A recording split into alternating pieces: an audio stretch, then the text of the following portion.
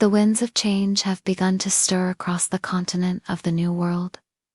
The Sorcerer Kingdom, now fully recognized as a dominant power, finds itself in a precarious position, not because of internal strife, but because of the silence that has begun to creep into the world. A silence that often comes before the storm.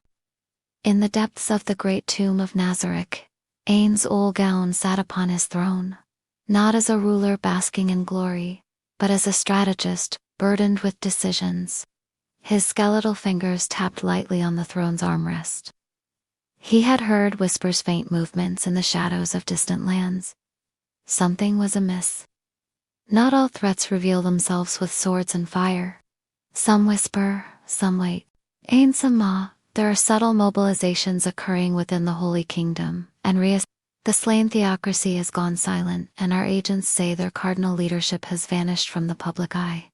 Ains leaned forward slightly. So they prepare. Yet they do not strike. Yes. Demiurge believes this may be a coordinated stall. Perhaps a larger alliance is forming. Of course it is, Ains thought. He had known that showing power meant drawing enemies. And yet, the moment demanded patience. But not inaction. He turned to Albedo. Send Cositus and Aura to patrol the eastern edges. Let Sebas investigate the city's underworld once more. And tell Pandora's actor to take my place for now. Albedo's eyes gleamed. As you command, my lord. Meanwhile, in the Riasdi's kingdom, Marcus Raven sat in his study, candlelight flickering against anxious eyes. His informants reported a troubling convergence. Multiple envoys from disparate nations were quietly arriving in the kingdom. Normally, such diplomacy might be welcomed, but these were not peace talks. These were whispers of war, of resistance against a force they feared yet did not understand. Raven muttered, "He's too powerful. The Sorcerer King. No single army can defeat him. Not unless we all stand together." But fear bred hesitation, and hesitation bred defeat. Meanwhile, in a secluded chapel beneath the slain theocracy, an unholy ritual was unfolding.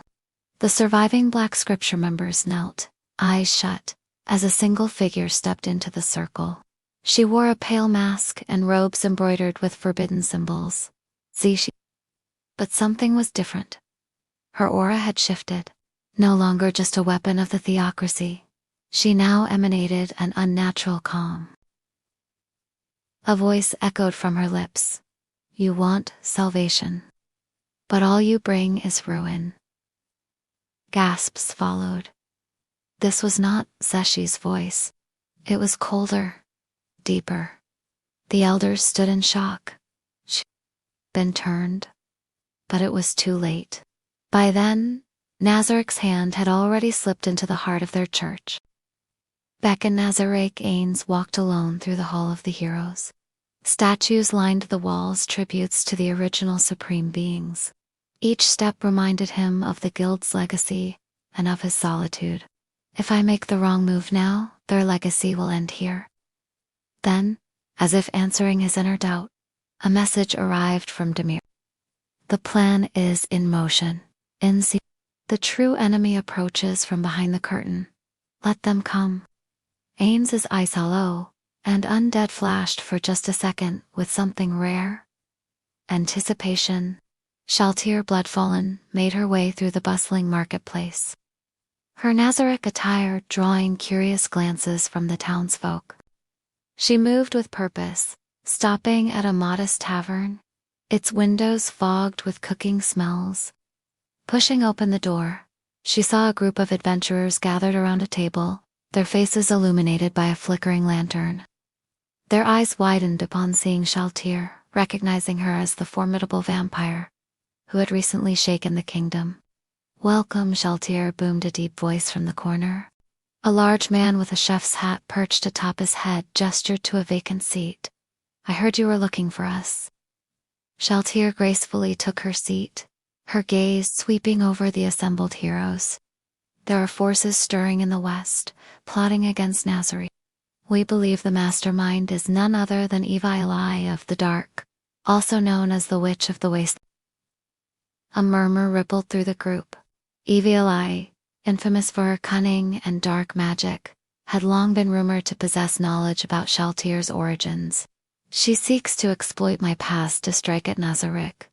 For this, I require your assistance. The adventurers exchanged glances, surprised by Shaltyr's request. This was no ordinary mission.